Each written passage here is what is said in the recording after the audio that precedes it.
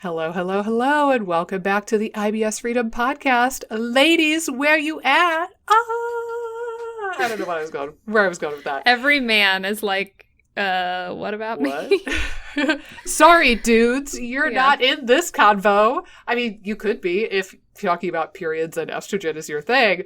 But full disclosure, this week we're talking about female hormones, mostly estrogen and progesterone, as they relate to gut function and IBS. So, fellow estrogen producer, Amy, my darling, care to start us off a little bit? Or do you just want to tell the boys to go take a hike?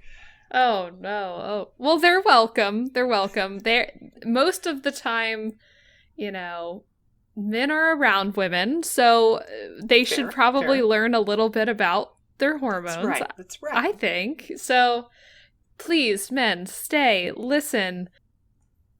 Immerse yourself. Sip on a little coffee or something. Yeah, immerse yourself in the female hormones. I think the interesting thing about hormones is that working with my clients, I find that, that at some points they might be focused on the gut or the hormones. Maybe in the past they said, oh, I went to a naturopath or I went to a functional medicine doctor specifically for my hormones. And, and they said that I had to fix the gut before I could fix the hormones. And it seems like there's this, you have to focus on one and then the other mentality. Yeah. That tends to be what I see, at least. And I think there has to be support of both. There has to be some support of hormones and of gut function and of the microbiome and those sorts of things in order for them to harmonize together. And again, I think sometimes we just get so caught up in one or the other type thinking that we probably want to have support in both areas so that both can function optimally. It's not necessarily a one or the other scenario. Just working on the gut might not totally get you there hormonally, and just working on hormones might not fix the gut. So there has to be a little bit of multifactorial strategies going on from what I've seen. But I definitely think hormones is such an interesting topic, especially with women, because when it comes to IBS is a lot more prevalent in women. There's different reports on it. I think the general data point I've seen is either it's a 2-to-1 or a 4-to-1 depending on the study. So it's a lot more common in women than men. And I think again, with a lot of my clients, symptoms can oscillate depending on what's going on with their hormones and what's going on cyclically. With the ebbs and flows of their different hormones. So it's definitely an area that I don't think gets enough research either. There's definitely research out there in how different hormones affect gut function. But in general, I find that across the board, I think women are underrepresented in research. But specifically, there's a lot I think we still don't know on how hormones affect the gut. And it'd be interesting how, as time goes by and we get more data points, how big of an influence might come to more light, so to speak. Yeah, and I think that you made a good point that IBS is far more common in women than it is in men. And it's been hypothesized that a big driving factor behind that is the hormone piece of the puzzle.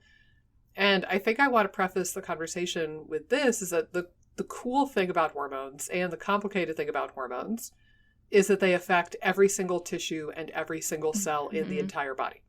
So everything from your small intestine down to your right pinky toe up to the cells inside your nose, everything is going to be affected by not only estrogen and progesterone, but also insulin's hormone, thyroid hormone, cortisol, the so-called stress hormone, And not only do these hormones interact with every single cell of your entire body, which means that they are capable of so much, but also they interact with each other.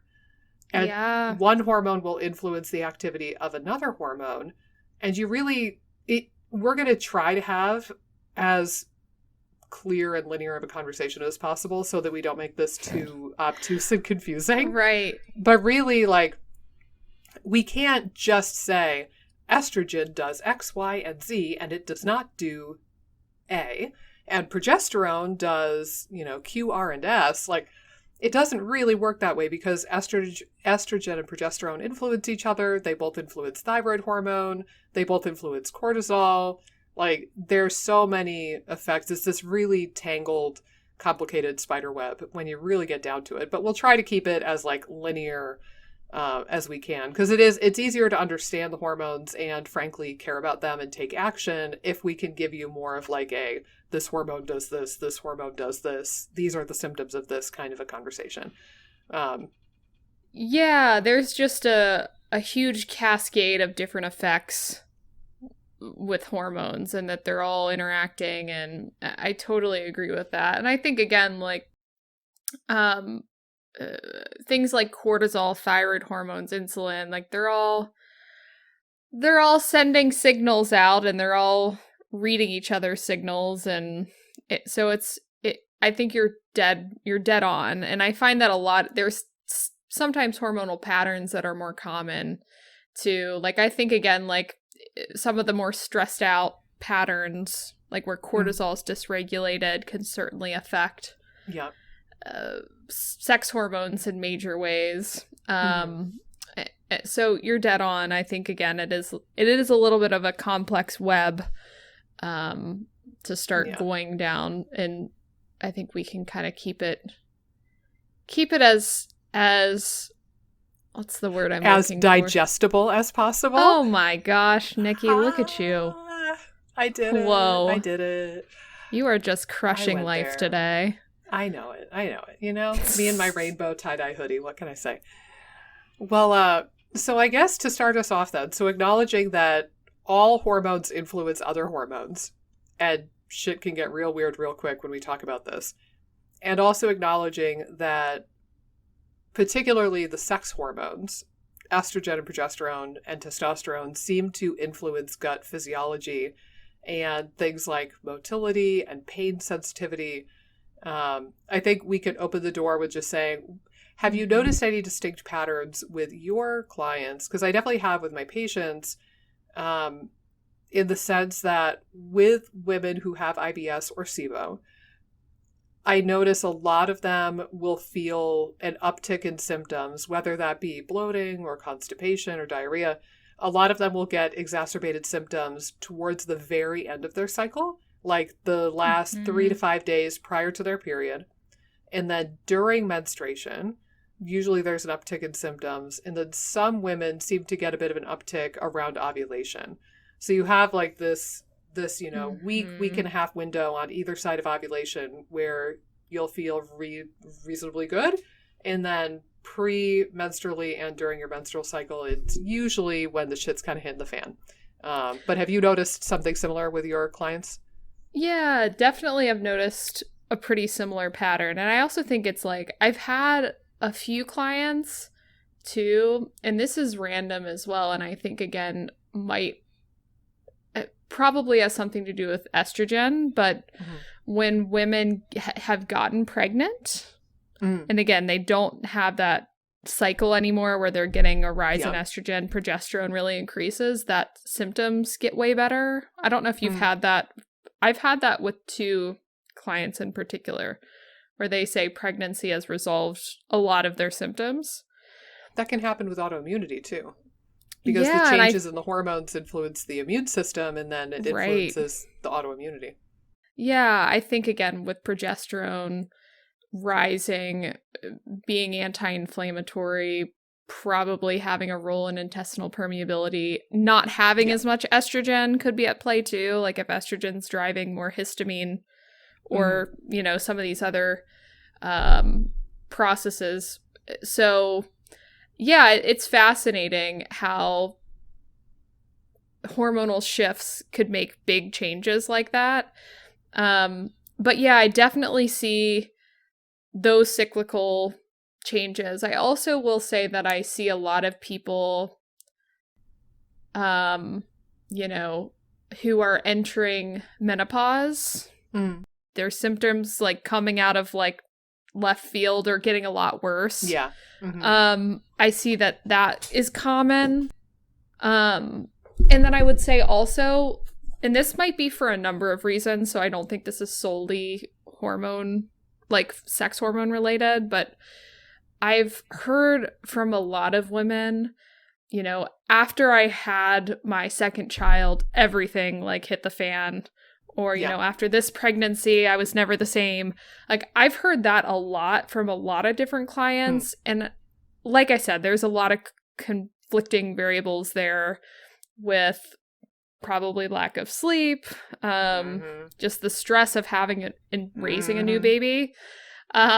So again, I can't totally say it's the hormonal shifts, but I wonder a little bit about the hormonal shifts that might happen kind of following the end of a pregnancy, kind of the hormones trying to regulate themselves and how that could affect symptoms. I kind of wonder with that too, to kind of go off of the pregnancy piece. I always wonder about things like adhesions. Yeah. Even, sure. you know, certainly if you had a C-section, then that's very much on the table. But even without a C-section, if you look at, there's like pictures and videos on the internet where it shows like the side view, almost like if you slice the woman in half, and it shows the growth of the baby and how the organs move, and like the baby is shoving your organs around. Right. Literally. And that's not even related to, like, my daughter loved to kick me directly in the liver, as far as I could tell during pregnancy. Like, I would say, oh, she's practicing karate right now. I know, what a punk, from day zero. But, you know, it's like, even aside from the kicking, just the fact that the baby is taking up so much space, they're shoving your organs out of the way. Yeah. And the organs are staying that way for months at a time. And then all of a sudden, you know, out comes the kid and your organs have to figure out where to go again. Like, I think that probably a lot of women would benefit from visceral manipulation or some sort of abdominal massage technique after pregnancy, because their organs have moved around. Right. So I wonder about that too. But definitely the lack of sleep and the stress are like crazy relevant for anybody who just had a baby. Well, and I would think too, like, in particular, if you're a smaller frame as well, like, you know, those friends that are like 5 feet tall and they're pregnant, and it's like, there's nowhere for that baby to go. It's like it all just comes out. But they're always the cutest pregnant people, because it's just like... That's true. They're adorable.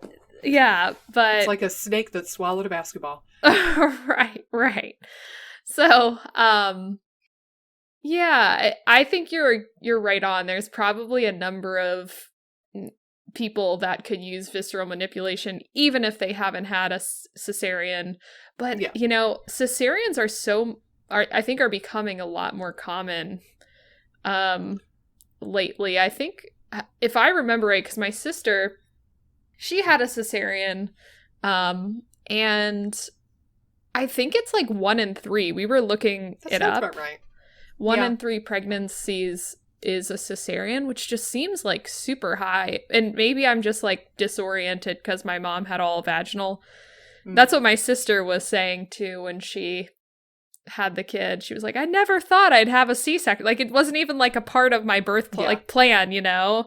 You know, I never would have thought. And she's like, I don't know why, because they're pretty common. And I'm like, yeah, I could totally see that. But I think certainly... I guess we all envision the people who are like, I'm going to have my baby on October 12th. Right, like, right. You know, the scheduled C-section, I think. Yeah. A lot of people kind of imagine that, but no, stuff gets real weird during childbirth. So sometimes, I mean, hell, I was this close to a C-section and by some miracle squeezed that kid out vaginally, but my God, we were literally, did I ever tell you this? We were in the operating room. I love this story, yeah. The surgeon was there, ready to cut. Scalpel in hand, practically, like licking her chops, ready to go. And The only thing, I shit you not, the only reason why I had my daughter vaginally is because when they brought in the surgeon to do the informed consent shtick, I don't think they got a surgeon. I think they pulled a random 12-year-old off the sidewalk and they put her in scrubs. And they were like, here, go talk to this lady. It was so scary. She looked like a baby. Oh my gosh. There's no way that child girl had a period ever. And I was like, no. I'm young, but I was like, no, you look entirely too young to be cutting into me. And I think on some level deep down, my body was like, we have to rally. We have to get this kid out of the vagina right now. Yeah. Because otherwise that prepubescent middle schooler is going to cut you open. Oh my God. So thank God they pulled the 12-year-old off the street to scare the willikers out of me. Yep, I dug deep. You didn't want that Doogie Howser doctor for real working on you. Not happening. Not today, sister. Yeah, but yeah, I'd be curious if it was studied. And I typically think a lot of manual therapies, whether you have adhesions or not, can be helpful. Totally. Tend to just like soothe the area. They bring blood flow to the area. I mean, I think stimulate that they can the just vagus nerve potentially. Yeah, for sure. I mean, there's a lot of benefits overall, but I hadn't thought about people outside of maybe some of the people that have, what's the condition? Is it like diastasis recti? Is that like when, yeah. I know some women that have some of those situations going on that could use some therapies and things like that. But I don't think I had thought about, if you had a typical regular pregnancy, and maybe because I haven't been through it yet. Yeah, just hold your on. organs are going to get moved around whether you like it or not. Oh my gosh, I wonder where my child will decide to kick. I'm telling you, Jess was all about the liver. Oh my gosh. Yep, my little ninja. But anyhow, so yeah, I think that I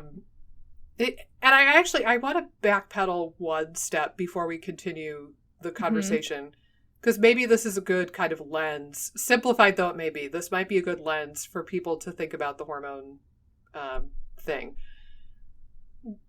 If you imagine that for any hormone, there's a sweet spot, like a normal range, if you will, a normal amount of activity for, say, estrogen, then it's possible for any hormone that you could be deficient in it or have an excess of it. And if there's any hormones like estrogen and progesterone where the ratio matters, then you could have one in excess of the other. So, for example, estrogen dominance, quote unquote, you can either have, you can have estrogen dominance presenting as too much estrogen just because you have a deficiency in progesterone. So it's like that estrogenic activity is not matched. Or you might have a normal amount of progesterone and you just might have so much estrogen. Right. That it's swimming around in your veins like crazy and you've got, quadruple the amount of estrogen that a normal human needs. Or, maybe it's something more subtle, or you could have a deficiency in estrogen or a deficiency in progesterone. So I think that that's maybe a good way to think of it, is that with pregnancy, for example, you're going to have a lot more progesterone. And I'll add too, with pregnancy, I think if anything, pregnancy is associated with slowing down of motility a bit and more of an incidence of constipation and reflux. Right. And I think it's a combination of the relaxin hormone literally relaxing all of the tissues and making everything loosey-goosey. And also, which is good, right? Because it's going to start opening up the pelvis and allowing the birth canal to open up ultimately.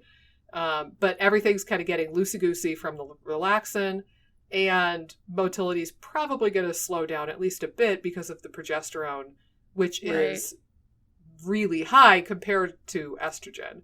And you still have estrogen that's made in pregnancy, but it's a weaker type of estrogen.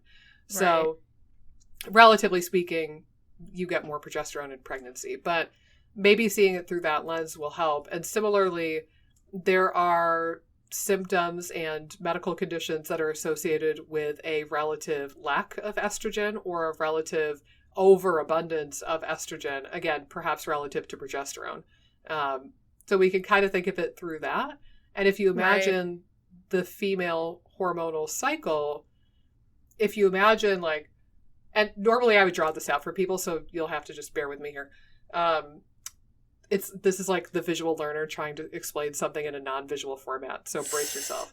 But during menses, during your menstrual cycle, you don't have any progesterone and you hardly have any estrogen at that point.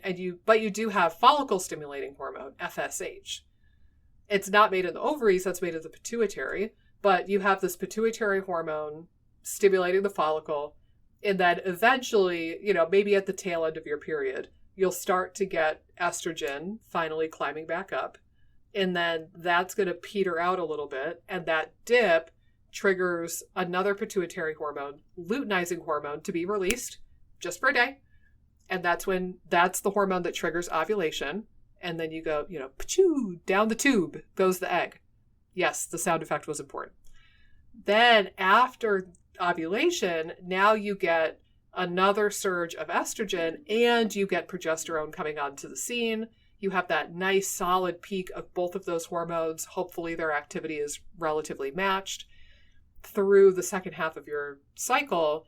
And then it's that last 3 to 5 days before your period sets in that the levels of those two hormones start to decline. For lack of a better term, it's almost like the body is figuring out, okay, guys, we're not getting pregnant. Okay, abort mission. And then, to use a pun that's maybe a little bit inappropriate, but still fits. But it's like at some point when the hormones decrease enough, it's like the body gets the memo. Oh, JK, LOL, we're not pregnant. Shed the lining. And then you start the whole cycle all over again. But if you think of the times in the menstrual cycle where women tend to feel better or worse, a lot of times, oddly enough, it's when the hormones are at a low point is when we start to see more symptoms. So again, that last, 3 to 5 days prior to menses, hormones are taking a nosedive. Right. The first portion, certainly, of your menstrual cycle, you really don't have any progesterone or estrogen to speak of, maybe a little bit of estrogen. And then you get that peak of estrogen, but then you get a little dip in estrogen around ovulation. And for some women, they feel that the symptoms more so around ovulation. So I think a lot of it could have to do with not just a deficiency of hormones, because I think that's a blatant deficiency is less common amongst menstruating women. Menopausally, sure. But it's almost like your body and your receptors for these hormones have become accustomed to a certain amount of hormone.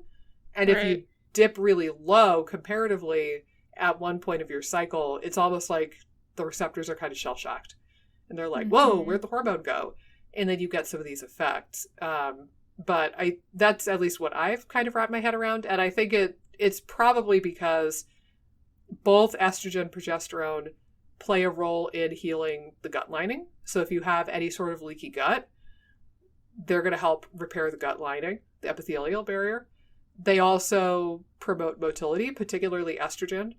So they're interacting with microbiome, they're interacting with the immune system.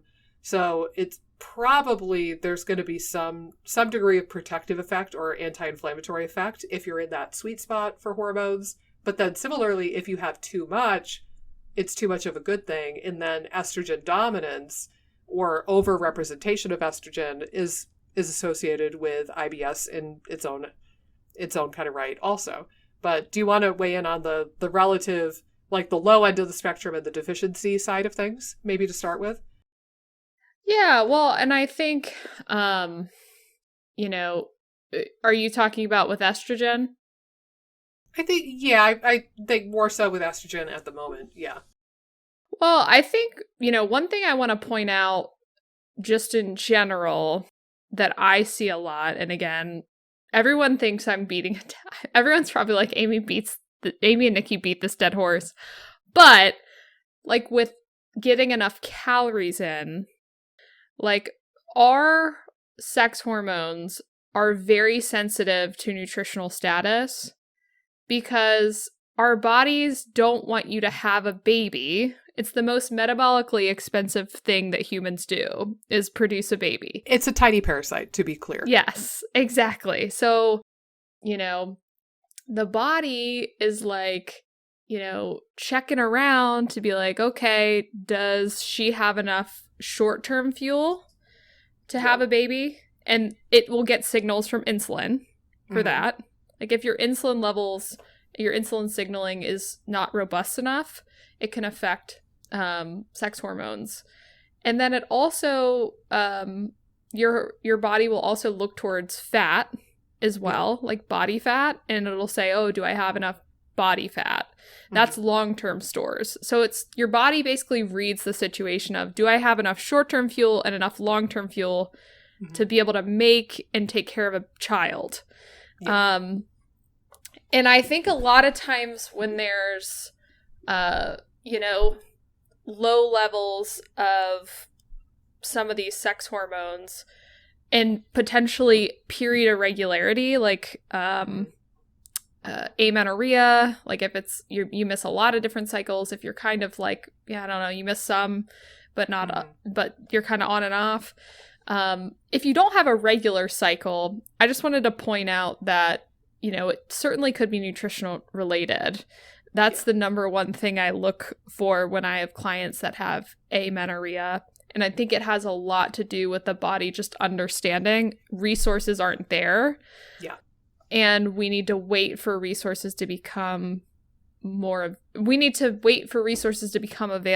in order for you to have the sex hormone resources and other potential hormones needed to produce a kid, or the levels that are needed to produce a child.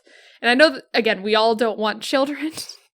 So it's not saying that, like, but this is what the body doesn't know that. Right. Your body is designed to make babies. Yeah. And so when it's doing stuff to shut that down, it's kind of like shutting down non-essential systems, so to speak. So reproduction's often like one of the first to go, where it's like, oh, we don't need this, like, right now. We need to survive. And so I wanted to point that out because I find a lot of people that have just like sort of lower hormones across the board, lower sex hormones across the board, typically, or I usually look for where nutrition's falling. And maybe it's carb related, maybe it's overall calorie related, but it's something I really pay attention to when there's amenorrhea or like irregularities at play. Absolutely. And I think, you know, looking back, did I ever tell you, like, my period was really wonky when I was a teenager. And, I was one of those girls, I would get like 2 periods a year, maybe. Yeah. And that was, you know, all the way up through until I was about 17, when in their infinite wisdom, my primary care or whoever was like, oh, well, that's not good for your bones or something. Here, we'll fix it. And they put me on birth control pills at 17. And I stayed on that for, I think it was 7 years, until I figured out, oh, this isn't fixing jack shit. I need to do some other stuff. But I look back and it's like, okay, well, first of all, my lunch on a regular basis, at least in high school, I don't remember exactly going back to middle school, but I vividly remember my school cafeteria in high school. And on a very regular basis, my entire school lunch, well, first of all, I was not a breakfast eater. My mom would beg me to eat breakfast, and she would pretty much send me sprinting after the school bus because I was chronically late. But she would pretty much send me with like a Carnation instant breakfast, which now makes me want to regurgitate a little. Or she would like throw a Pop-Tart at me or throw a granola bar at me and be like, please, for the love of God, eat something. And half the time I would, half the time I would not. And I would just like shove it in my locker and forget about it for months on end. But I was very inconsistent about eating breakfast. And when I did eat breakfast, it was not very nutritious, at least during the school work week. Then at lunch, I remember my school cafeteria. And on the regular, my go-to meal was mozzarella sticks. That's it. End of list. End of list. I don't even know if I really ate much of the marinara sauce in truth, but it was like, like 5 of them. They're like, like 3 inches long, like this big around.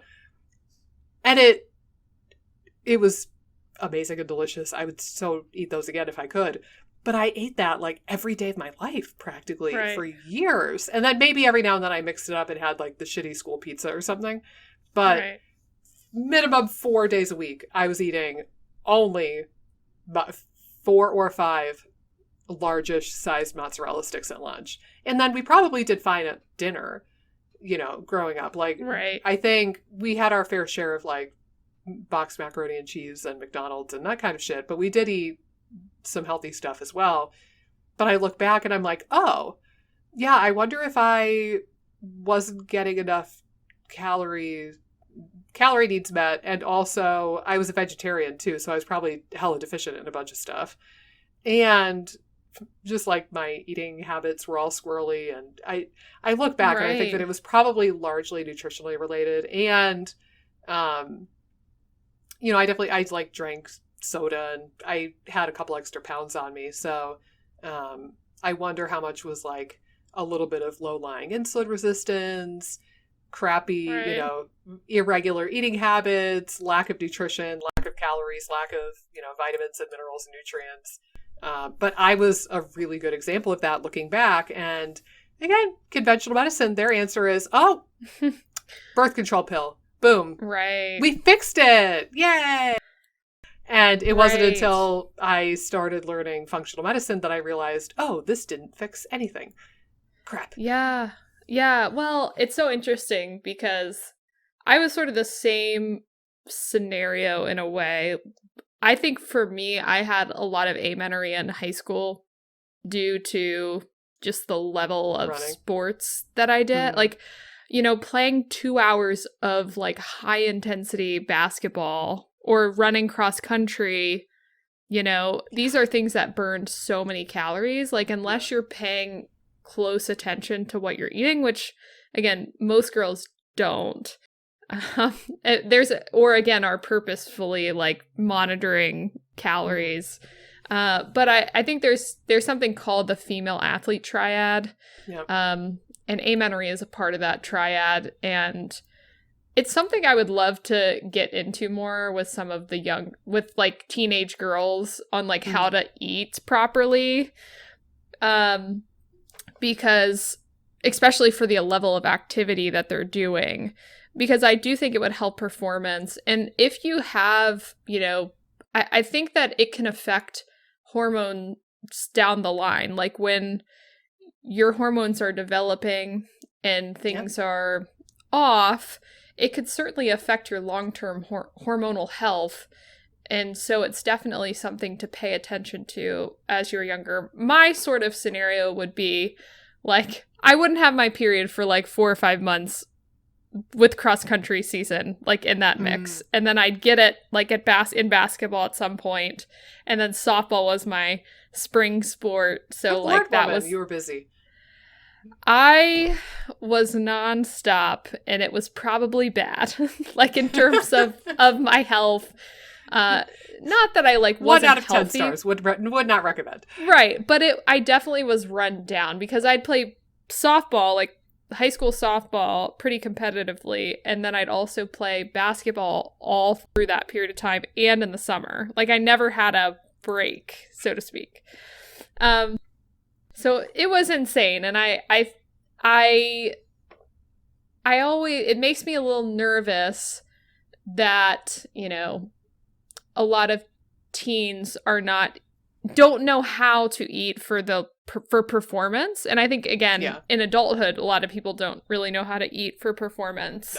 No. So it's something near and dear to my heart. And I think your scenario of being put on birth control to regulate cycles is very common. They fixed it. I looked up a stat one time, or maybe I read it somewhere. I think it's like 47% of birth control prescriptions are written not for preventing pregnancy, but for regulating cycles. Yeah. Just wild. I mean, and like, on the surface level, it seems like it works, quote unquote, because it did successfully trick my body into bleeding once a month. Right. And it was like clockwork, right? Because I was on the pill. So in a sense, it felt like it worked. And that's why for a really long time, I never questioned it. I never thought outside of the box to really think much of it until I still remember I was sitting in Datis Karazian's class. Again, like all these life lessons with Datis. Right. I feel like I should write up a series. Life lessons with Datis. #. But you aren't actually with him? Huh? It's funny because life lessons with Datis, but he's not actually there. These are just lessons that you've picked up through time. Yeah, just stalking him over the years. Right. But like, I remember it was his endocrinology seminar.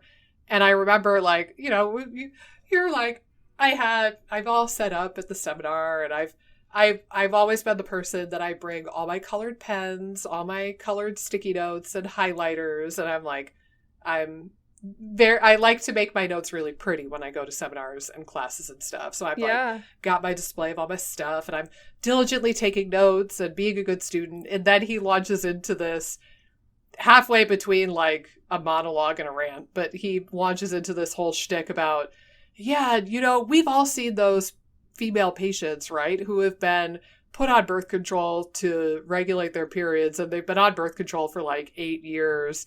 And it's ludicrous for XYZ reasons. And he's like kind of getting persnickety about it. Like, yeah, we've all had those patients, right? Isn't this crazy? And everyone in the room, all the clinicians are like, yeah, this is bullshit. And I'm like, oh, I've been on this for 7 years. He's talking about me. And I think I'm pretty sure I looked at my best friend and was like, he's talking about me. Baby, what do I do? And, you know, he talked about why it's not actually fixing what it says it's fixing. And there are better ways to do this. And also, you might F up your hormones in the long run doing that, because your poor pituitary is going to be all sorts of confused if it's been getting these wonky signals for literally years and years and years. Yeah. And I think there's a time and place for hormone replacement. But I also think that the idea that you're fixing something, most of the time with hormones, there's a reason why the body's doing what it's doing. Yeah. And if you can kind of sort out why, and again, there might be periods of time or people that they know the why. Periods of time. Yeah, periods, you know. But there might be people that know the why, in doing some extra hormones makes sense for their why. But I think a lot of people sort of go on these hormones expecting it to fix the problem, but it just maybe band-aids it, maybe. I don't even know in most cases if I would consider it band-aiding much. I think, you know, it could probably, the things that are band-aids can sometimes help with root causes. Like, I do think band-aids get a bad rap. But like one example, just this is not related to female hormones, but I'm working with a guy right now, and one of the things that's come up with him with all of his gut health squirreliness and struggles is low testosterone. And he's actually taking prescription testosterone right now. It's like, okay, well, for this scenario, he would have a really hard time repairing his gut lining. And he would have a heck of a time regulating motility, regulating the immune system, using his brain and gut axis. Like, all of those things go out the window when you have blatantly low testosterone. So, and then he can't heal, and he can't make forward progress on the dysbiosis or whatever it is that he's working on. So it's like, okay, maybe some people need to use a prescription and like take testosterone or estrogen or birth control for a period of time, maybe like a couple of months. Right. And that will facilitate the repair of the gut lining. It will facilitate motility and a better immune response and a gut-brain axis control and autonomic control, to a point where then you can get ahead of the SIBO or the dysbiosis or the candida or whatever it is you're working on. And then if the gut heals, you're going to have less inflammation, and that's going to mess up your hormones less if you are not inflamed anymore. And you're going to be able to finally absorb calories and vitamins and minerals and get the nutrients you need to make your own hormones in the first place. Right? So it's like, I could see temporary replacement kind of buying you enough time to work on the root causes so that then you don't need to do that long term. But it's, you know, in my scenario, there was no intention of that. There was no discussion of that. It's just like, here, you're fixed. Well, yeah. $40 copay. Well, and I think the idea that, like, the problem of your periods being irregular is being fixed by birth control instead of just it sort of masking it in a way. Whereas, like, the scenario where you're working on building up someone's testosterone, like, you're doing other strategies where the Band-Aid of adding some testosterone in is great, and there's a short-term, like, it's a short-term process and you're working on other things, and it's kind of a part of a multifactorial strategy. But you weren't under the illusion that, like, you know, the testosterone is going to fix it in and of itself, but it can be a something that helps you get to the next level. Yeah, it's a step in the right direction. Right, which I think makes total sense. But I think that a lot of times, like, in particular with the birth control situation, there's this idea that it's like, and it's more of a conventional idea, that it's fixing the situation, and it's like, like, you'd be much better off actually trying to analyze what's going on with the system and why hormones are dysfunctional and why, you know, you might not be having a period. Instead of jumping right on it. So, yeah, I totally get what you're saying. I think, again, in certain situations, replacement can be really helpful. I've actually seen some people, too, during, like, menopausal periods, do okay with some replacement. So, again, I totally see some benefit for that, for sure. Yeah. And to go, you know, to kind of zoom in a little bit more on the deficiency side of things, like, what would be some symptoms that might tip off a woman that she is relatively deficient in estrogen? Menopause, you could think of that as one. That's kind of the classic. The other one that I tend to think of the most is vaginal dryness. It tends to be a biggie. Sometimes, like, low libido, I think, too, but vaginal dryness, I think for sure. The low libido seems to be more related to low testosterone. But true. You make estrogen out of testosterone. So you could be deficient in both hormones, and then, you know, you still need to work on why that is, the root cause of that. But yeah, libido seems to be controlled by testosterone in both sexes. But if you think about the symptoms that women go through during menopause, you can have some of those symptoms, maybe to a lesser degree, when you're menstruating, and that could tip you off that you are relatively deficient. So again, vaginal dryness, hot flashes, night sweats, low libido, again, tying in with testosterone as well. Irregular or absent periods certainly could be a consequence of low estrogen. So yeah, those would be some of the things. Even brain fog to some degree, like, a lot of women report brain fog going through menopause. But I think it's important to acknowledge that you can have brain fog for literally 1,000,001 different reasons. So if you only have brain fog, I don't think that's enough to say, oh God, I'm deficient in estrogen. But if that's, like, a piece of the bigger clinical picture, then perhaps that could tip you off.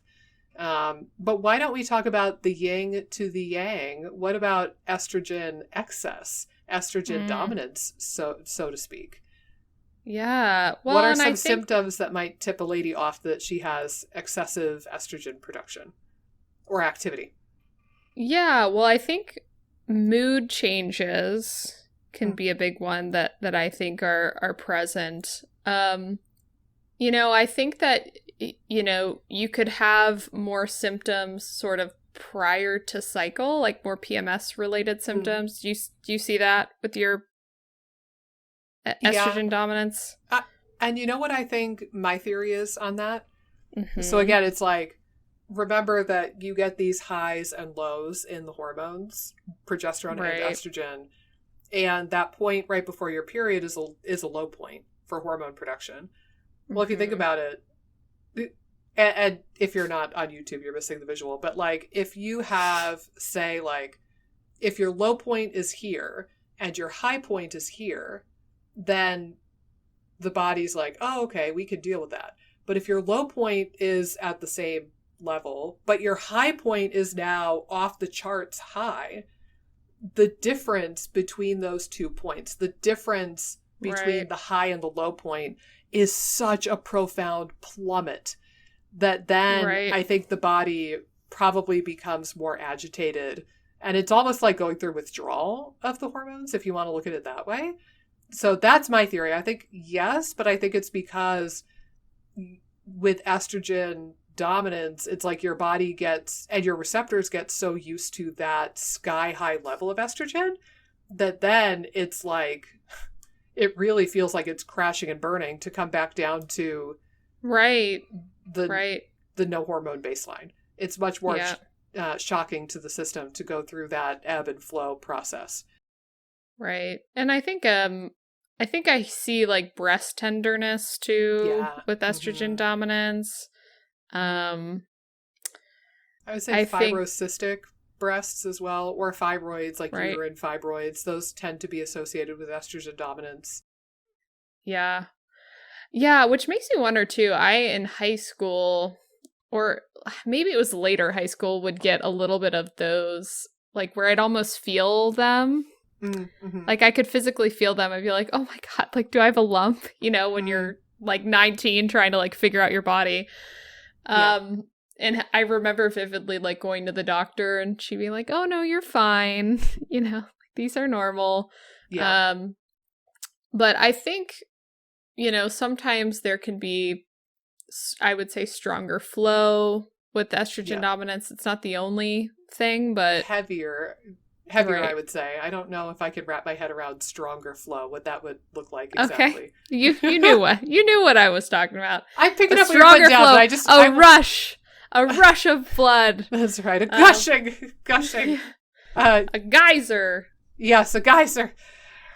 Wanted to make sure we provided that clarity for our dear listeners here. It makes me laugh because Armand's mom uses an expression. She's gonna die, but she uses an expression like, you know, when you're on your period and you're like, you get up from laying down, or like you change position and just like, it feels like it's flooding. Have you ever heard? Yeah. She'll talk about flooding. She's flooding. She'll say that. And I'm like, good Lord. But it makes me laugh every time I think about it. Yeah. We are normalizing period talk today. Oh, absolutely. Side note, by the way, I cannot believe how many years of my life I lived without a menstrual cup and period underpants. Oh my God, they are the best inventions on planet Earth. I don't know how I lived without them. I thought that both of them would be so gross. They're amazing. And they are no worse to deal with than your average, you know, pad or tampon experience. But oh my gosh, cannot talk about that enough. I have a menstrual cup like in my person. I have never tried it yet. It's something I've had for a while. I went to a health store and like did a talk. And when I was there, I was talking to the ladies that work there, and you know, they're like, we need to get tampons out of vaginas. You know, like they're like kind of yelling about it. Yeah. And then they're like, here, take this like cup, this menstrual cup. I was like, okay. But I've heard good things. I just have never gotten around to like trying it. Get around to it, my friend, because it's I don't know, it's wonderful. I mean, granted, like, depending how heavy your flow is, you might have to empty it quite a bit. But again, like, it's the equivalent of taking out a tampon and putting in a new one. Right. And I will share, too, if you didn't know this, there's a lot of different brands of menstrual cups. They're all a bit different, like the firmness of the material they use, the length of the cup, the width of the cup, like they're all apparently a bit different. I just looked up because I got the Diva cup, and because that's like the most popular and well-known of the cups, and I just bought that one.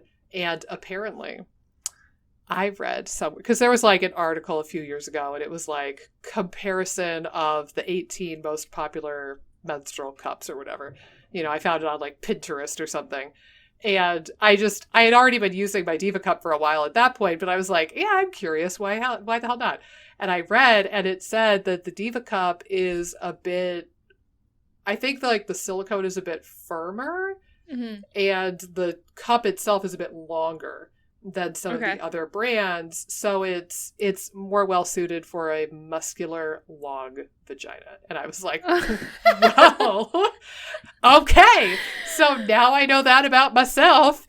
But I'm 6 feet tall, so it makes sense that I would have a long vaginal tract, right? Like, yes, the rest of me is long, so why wouldn't that part of my body be long? So, fun fact, if you are shorter in stature than I am, I don't know if the Diva cup would be right for you, but apparently it's more so fitting, more appropriate for long muscular vaginas. So you can take that one like with you. My Would you say your vagina is long and muscular? I would probably say my vagina is more stocky. Nikki is losing her mind. I need to find whatever menstrual cup is for stocky vaginas. Well, I will try to find this article for you, my friend. Yeah. Specifically short and stocky. That would be what I would say. This is fabulous. Well, I will seriously, I'll try to find that article because it was very informative when I was reading it. Right. But just know, one size does not fit all for anything in life, but particularly menstrual cups. And I will say this too, just for what it's worth. For you, my friend, and our dear listeners, I'm going to pull up my Amazon app. Hold on. And I will tell you. So I had been eyeballing period panties for quite some time. You know, that like you hear about them and you see, what is the brand that is out there? Is it like, Thinx? Thinx, yeah, with an X. So, you know, like you hear about it, you're like, oh, that seems like a really good idea. And have you ever looked at those? Thinx brand underpants are like $33 a pair. Oh my and God. I'm like, wow. So if you want to have enough, like, so for me, I want to wear something the day before I think I'm going to get my period, or like the day of, if I'm not sure. But like, I would have to spend $200 on underwear. Are you kidding me? No. Well, it's underwear. I also, they could have made so much better of a name choice. Like, Thinx, really? Like, you could come up with so much. It has nothing to do with thinking. Right. It could be a much funner, more appropriate name than Thinx. True. Even period pants. Like, you know, even that's better than right Thinx. To the point, man. Well, yeah. I decided I was not willing to make that level of a commitment because I was not convinced that period pants were going to be my new favorite thing ever. But what I ended up getting on Amazon, it is the brand, and this is weird now, everybody's going to know what period pants I have. Oh, well. The brand is Innersy, INNERSY, and they have 10,000 reviews on Amazon, largely favorable. 3 pairs, $22.99, and free Amazon shipping. They're great. Wow. Fabulous. So you can cheapen out a bit and get those on Amazon. But also, not a fun name. No, not. I mean, well, like, that's the brand, right? So, like, the brand name is, what did I say? Innersy. But then the item, it's titled, and by the way, I love Amazon naming Because, like, they just try to throw in as many keywords as humanly possible in the title of the thing, so they show up on the first page of the search results. It's fantastic. But it's titled Women's Hipster Period Underwear Postpartum Teens Menstrual Panties 3-pack. And it's like, they're chucking words. Teens, menstrual, postpartum, period underwear. Yeah, why not? But, three-pack, $22.99 or whatever I said it was. Excellent. Revolutionary. Wow. You heard it here, folks. I felt motivated enough to write a review on Amazon, and I don't always get off my butt to write Amazon reviews, but that one, I was like, no, this is a game changer. I love it. Yeah. For sure. But anyway, but going back to estrogen dominance, so talking about our vaginas and our underwear aside, so now we'll segue back over. So I agree. I think breast pain and tenderness, fibrocystic breasts, fibroids, more like PMS, like mood kind of changes. I would also say women who have heavier flows and also endometriosis. Yeah. If you have a suspicion of or a diagnosis of endometriosis, which side note is not at all uncommon, that is typically associated with estrogen dominance as well. And I've seen those symptoms greatly improve by working on the gut, because our gut is going to be largely in control of recycling estrogen and bringing it back into circulation. I've also seen those symptoms greatly reduce or go away with high-dose fish oil. It seems like the fish oil... I remember reading some papers and seeing some stuff that, like, fish oil can almost act like a pseudo-hormone in a way because of its effect on prostaglandins. And I've seen high-dose fish oil do really, really well, especially for period cramps and breast pain and tenderness. And then, there's a myriad of herbs that can be helpful for hormones as well. But I do think a lot of it harkens back to working on the gut microbiome largely, because, again, it's going to be that beta-glucuronidase enzyme that's recycling your estrogen and dumping it back into circulation. And then you're off to the races, because now you're producing estrogen and you're recycling a whole bunch of it from your gut. And it's ultimately the dysbiosis that contributes to that the most for most women, I think. But what has your experience been with the estrogen dominance kind of world? Yeah, I mean, I think that, I would say working on the gut's huge in that, with that particular person, in working on, building up good microbes and sort of crowding out bad bugs, I think is very important. I also think there's a couple other things that if someone's having really intense period pain or cramping or things like that, and again, I don't necessarily know if they've linked it in some of these studies to estrogen specifically. I would have to go back and look through some research. But the ones that I find that are studied the most are B6 and magnesium. That they tend to be really helpful. And again, I wonder if it has to do a little with detoxification somewhat. That's what I'm wondering. Like, if you're someone that has estrogen excess, both magnesium and B6 are important for detoxification and could affect just you're eliminating more of the estrogen in some way. But they both have been shown to help with cramping and help with some of the period symptoms. So again, those would be easy things to try to up a little bit, either in food forms or supplementally, is taking a little bit of like P5P, which is B6. I would try to get the active form, and then doing a little bit of extra magnesium in food, or again, supplementally. Yeah, I think those are very obtainable for a lot of women. And keep in mind, other nutrients probably play a role too, and this is why it's important to just make sure you're getting enough nutrition and enough calories and having a well-rounded, balanced diet, because then we could even think of things like folate and B12 and needing to, kind of almost detoxify estrogen and get it out of your body, but you need to methylate it and you need to clear it out of your body. And you do need methyl donors like your B vitamins to do that for you too. So probably all of the nutrients, all of the vitamins and minerals play some role, even if we're not super cognitively aware of them.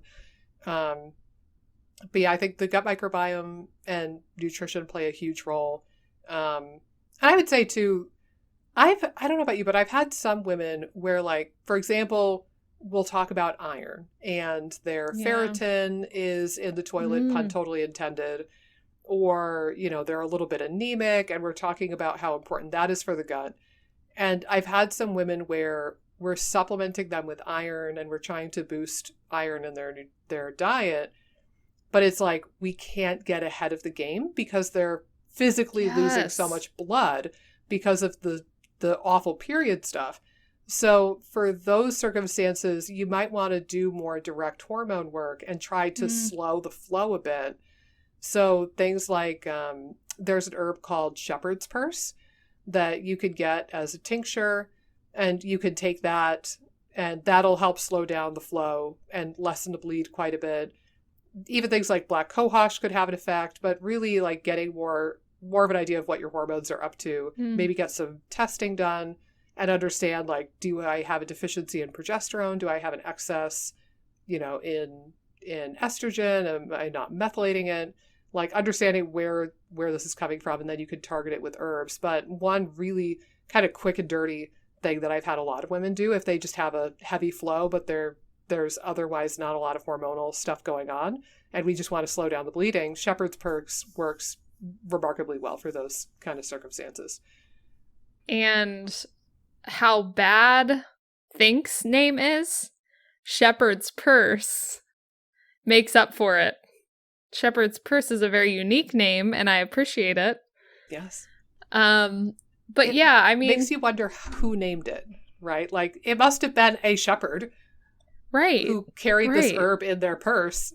And I wonder what the backstory is. I didn't even know shepherds had purses. Some must. Yeah. You know. It would be a shepherd that was very okay with their feminine side, right? True. Or maybe it was a female shepherd. Yeah. Maybe that's a thing. I don't know. Do we have any listeners from Scotland? Can you teach us about shepherds? I imagine that you folks know a lot of them. Exactly. Teach us your ways. But I think the other, like, the thing about iron too is that makes it so problematic is low iron seems to make cycles worse, like make the flow worse too. And it's like, well, can I catch a break? Like, you know, gets into like a more vicious cycle scenario. And so it can be problematic if ferritin's low. I agree. Yeah. Well, again, because you need blood flow to run everything in your body. So no organ in your body likes to operate under a circumstance of a lack of oxygen or a lack of proper cofactors. So yeah, iron deficiency or anemia or both is going to wreak havoc on every tissue of the body. So shit's just going to be weird without enough iron. Yeah, and I think it's interesting too, you know, because I think you're right. With nutrition broadly, like, I almost think people should try to do, if you're having period issues, you should try, or hormonal issues, or really, if you're listening to this podcast in general, doing a 2 to 3 day chronometer exercise for yourself, just to get a sense of what your nutrition's looking like as a whole. Like, are you getting enough calories and are your macros nicely balanced? Like, that'd be a really good start. And then the micronutrition, I think, comes in later, but, you know, getting a sense of that, I think, is really important because, you know, especially if you've had gut issues for a while, it can affect your ability to take in more food. Like, I think naturally gut issues don't necessarily promote overeating as much as, like, if you're not enjoying eating and you're getting symptomatic, most people are cutting back. So doing a little bit of tracking just to see where your overall nutrition's falling with most hormone issues, I think, are going to be helpful. And even doing some tweaks and seeing how hormones might change from those tweaks, I think is an interesting experiment from what I've seen. So like seeing someone at baseline where hormones are and optimizing their nutrition over the course of, 3-4 months, it can be a huge difference. And you just touched on something really important that I wish I remembered to say at the beginning of this episode. Oh, well, you're here now. Right. Is that with female hormones, you have to be patient. You're not going to start taking Black Cohosh or Vitex or whatever on a Tuesday and then on Wednesday have the best period of your life. Like it is so the opposite of instant gratification, because it's almost like a chain of dominoes. Again, we're like FSH is triggering estrogen, and then estrogen peaks and dips, and that triggers LH, and then LH, the surge is triggering progesterone, and then the fall, and it's like one after the other, like a cascade of dominoes falling, and then you're coming in midway through that giant domino cascade, and you're trying to intervene, and you're trying to steer the dominoes a different direction. It can take several cycles to really see an impact from hormone work. So you've got to be patient with it. I know that a lot of herbal textbooks say for Vitex, for example, you need to give it a minimum of 6 months to really judge whether or not it's working. So keep that in mind. I think that the estrogen modulators, things like red clover and soy, those can start working a bit quicker from what I've seen, because it seems like they work more on the receptors rather than the ups and downs of the hormone levels themselves. But a lot of hormone work takes a lot of time. You're trying to intervene in the middle of a very complex web and a very complex long chain of dominoes that's been going on for years and years and years. And your body probably is in its own little rhythm. Whether or not it's a favorable rhythm or not is up for grabs. But it's been in that groove, in that rhythm for a prolonged period of time. And then it's going to take time to redirect that. Yeah. And this is like sort of a more isolated example of that. But I think, like, let's say your nutrition hasn't been up to par for like a year or something. You might have been under eating. Yeah. The body thinks like, okay, we know she's not going to get enough calories. I'm going to preserve resources and not promote sex hormones. Like, I'm going to kind of cut back on resources. And then when you start getting enough nutrition in, the body's like, there's more nutrition, but I don't trust it. It's very untrusting. It's like, I'm seeing some stuff happening, but I'll believe it when I see it. Yeah, I'm going to stay the course. Like, she might have changed a few things, but I don't trust it. And it takes and I think that's even with people adding calories in for their body to even get used to that calorie load. Like, there can sometimes be those changes over like the first month or two for them to get used to. Mm-hmm. But, then maybe by the first or second month after doing it, the body's like, like, this seems like she's actually sticking to something different. She's not screwing with us. This might be for real, guys. Right. And I'm so then the uterus talking to the ovaries. Right. Exactly. So then it's like there's kind of a relaxing, and the hormones can start to shift because it knows, okay, these resources are here to stay and not going to be gone tomorrow. And we're going to have to go back to go back to our old pattern. So the body's just trying to like read how consistent this new pattern of how living and eating. Correct. Well, and I tend to think of it that way too, but I'll throw this out also. It could also be that if you've been inadequately nourished for a prolonged period of time, and again, it's like, you lay off the non-essential workers first, right? Like you cut those organs out of the picture first to preserve the function of the more critical organs like your brain, your heart, your lungs. And then like even the digestive organs maybe could kind of be like Right. preserved, but not at optimal function. But if you think like of a person who's been malnourished and then they start getting adequate nutrition, the body probably, like the rest of the body has probably been starved for nutrition too. Right. So it's going to start allocating those resources to the really critical organs first, I would think.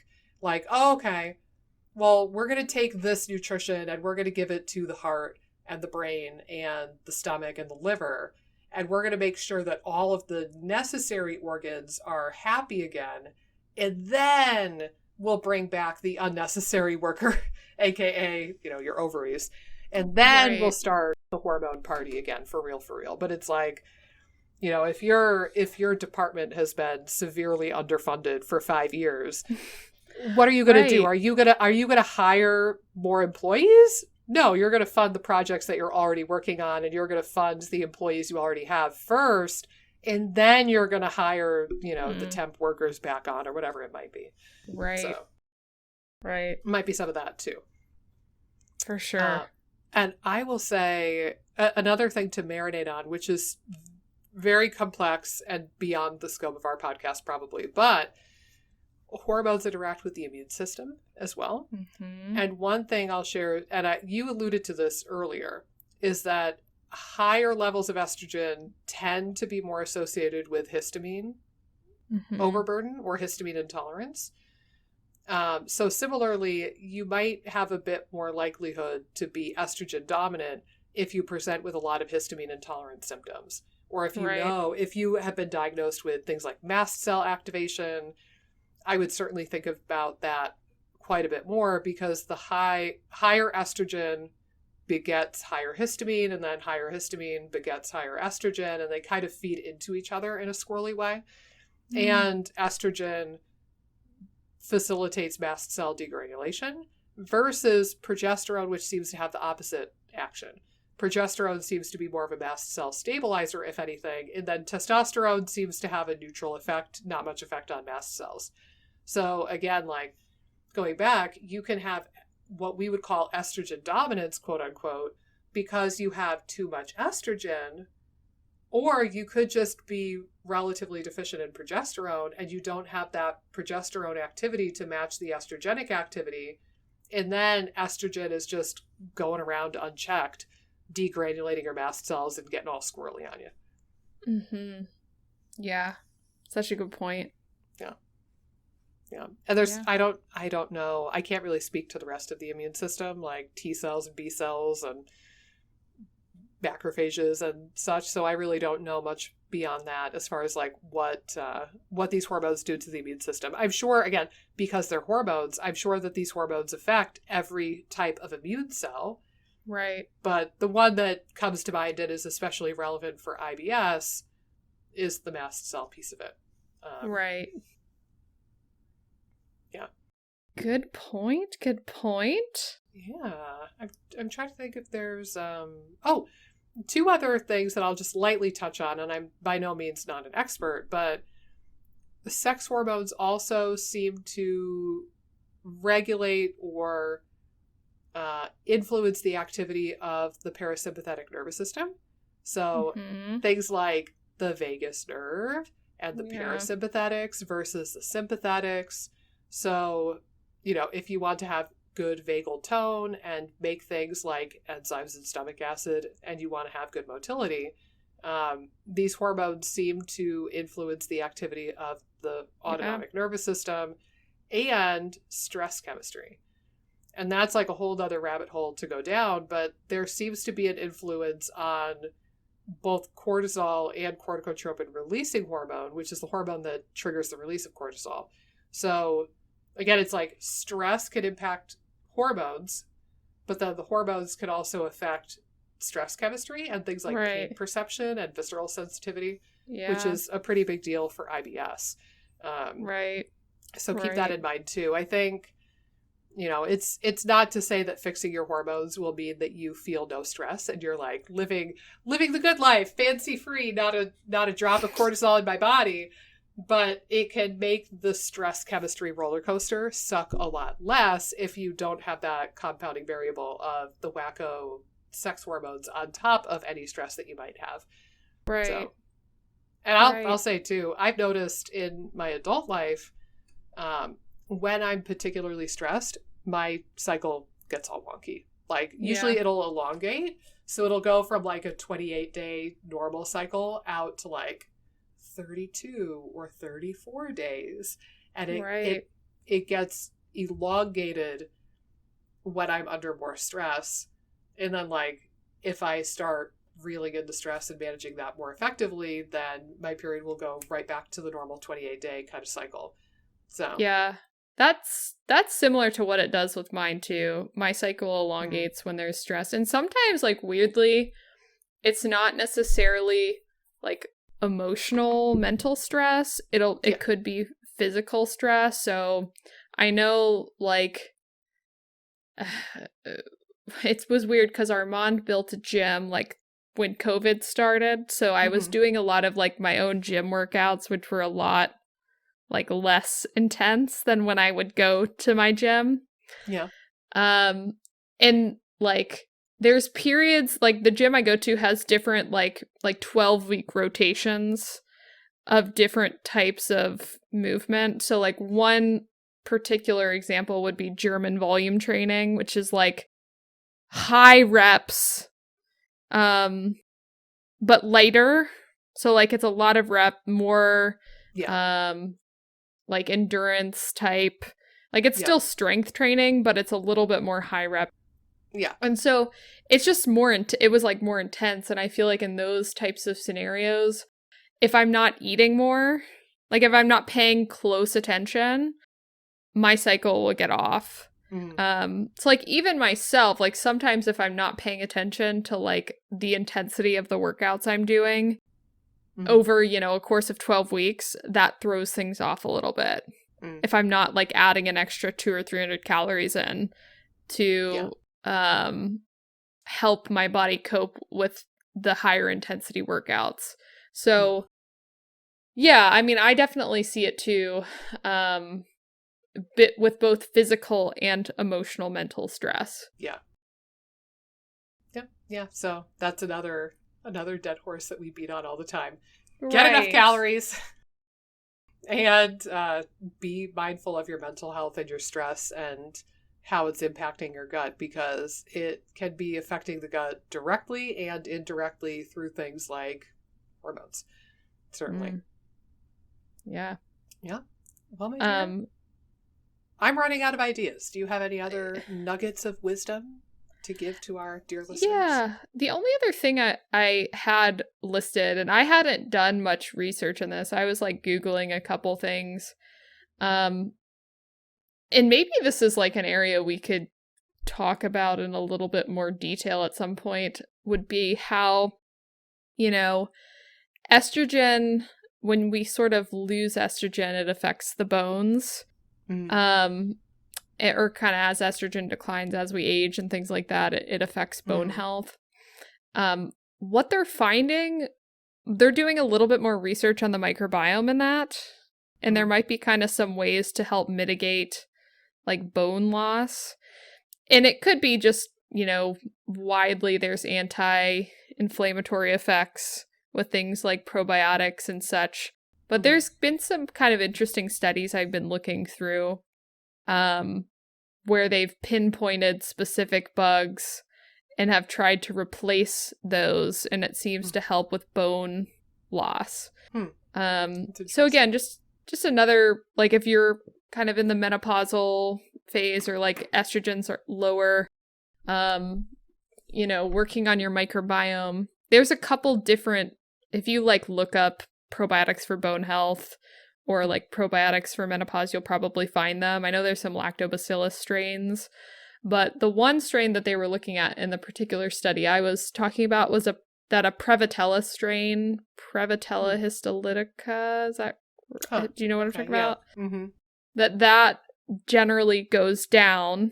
Like they've noticed that bug specifically, or Prevotella in general too, goes down in menopausal women, bacteroidetes go up. And they did some work in like mice. I don't know if they've replicated it in human trials yet or not, but there's some interesting stuff happening with like bone health, estrogen, and probiotics. And they're finding that it can kind of mitigate some of the estrogen deficiency issues that can come with bone health as you age. So I just want to kind of throw that out there as something, if you're struggling with some bone health stuff, that, you know, there's some research on the horizon and that probiotics could potentially be beneficial. Yeah, that's really interesting. And I know I've certainly read a lot that bone loss and like the health of bone and whether you're resorbing or laying down new bone mineral, that is very much affected by inflammatory cytokines. Mm-hmm. So if if you're just chronically inflamed, autoimmunity, dysbiosis, whatever it might be, if you're chronically inflamed, that inflammatory soup running through your veins is going to affect your bones, and it tends to favor resorbing the bone rather than laying down new bone. So right. I know definitely the inflammatory cytokines are related, so it makes me wonder if that's how the probiotic is working, if it's mitigating the inflammatory cytokines, and I wonder if they've ever done studies, or they should, measuring things like C-reactive protein, glycase, sed rate, maybe some of the interleukins. Like that could be really interesting, because I wonder if that's how it's working, or if it's some totally different mechanism that I can't wrap my head around. Yeah, I think, again, they talked about different cytokines in the article. I'd have to go through it again, but it's interesting. Like, I think, again, the different potential connections between like the microbiome bone axis. Yeah. So everything has an axis now. Have you ever noticed that? I know. Everything does have an axis. I'm going to start making up some new, like, newfangled gut microbiome axis. Right. Yeah. Yes. You never know. I like it. Could be. Yeah. Yep. Yeah. I'm sure there is. It goes to reinforce that gut health really affects everything else in the body. So not to sound like a broken record, but that's why we're here. That's why we're talking about this stuff, because gut health is setting the foundation for a healthy body.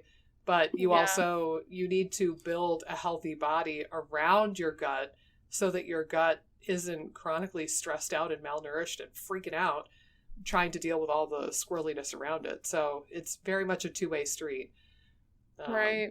Certainly hormones being one of those two-way streets. Yes, for sure. Yeah. Okay. Well, like I said, I think I'm officially out of ideas. So with that, I think that's a good place to wrap up. Guys and gals, if you're both still here, thank you so much for tuning in. We hope that this episode was insightful, inspiring, humorous, and, any other emotions that you were hoping to get out of it. I'm picturing the guys that are still on this episode just like shell shocked. Just like the eyes. We talked about our vaginas and the relative length or girth thereof, apparently. Yes, they're probably mighty confused, but I'm sure the ladies all appreciated it, because this is real life, right, guys? But you know the drill. We will see you in the next episode of the IBS Freedom Podcast. You can find both of us on Instagram. You can theoretically send us questions. We're really behind on the Q&A thing, though, so just leave some comments in the YouTube video here if you have questions, and we will eventually do that. By the way, I think we talked about it briefly. I think we should just start doing the Q&As as Instagram lives rather than podcast episodes, and that way I feel like we could kind of knock some of those out, so maybe we should do that in the next week or two, speaking of which. But anyway, we will see you on the next episode of the IBS Freedom Podcast. Boys, the next one's going to be for you. We're talking all about testosterone and the androgens next time. And then we're going to be talking with a guest about endometriosis at some point after that. So this is the series on hormones. So strap in, buckle up, and we hope you enjoy the ride. Toodaloo.